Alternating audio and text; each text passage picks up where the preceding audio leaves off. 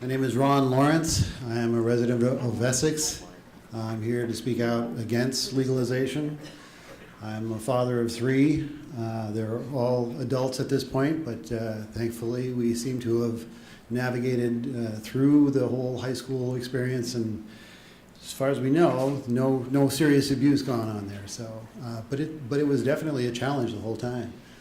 I got to ask, why is this a priority now? Why is this even a question with all that is going on in the state economically?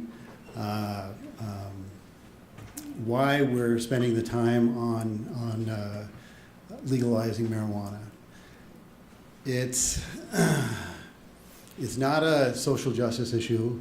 If we have a social justice problem, then that should be dealt with individually.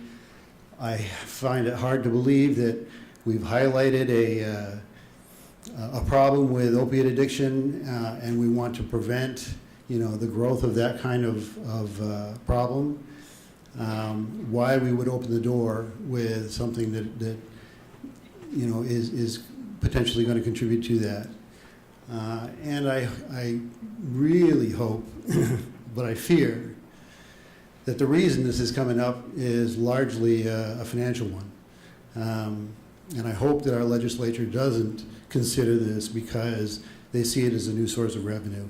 I just think that it's dynamite that we're playing with, and to fix a money problem with dynamite is just the wrong way to go.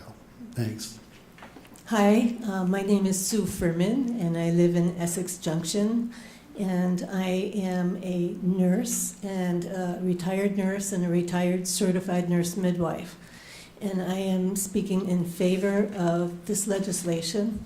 And the big reason that I'm in favor of it is because I've been smoking for 45 years. And I'm a constructive person and a constructive citizen, and I smoke for pleasure. I don't smoke very often, but I like being able to do it, and I've always been afraid of being caught. And as a health professional, I never told the truth.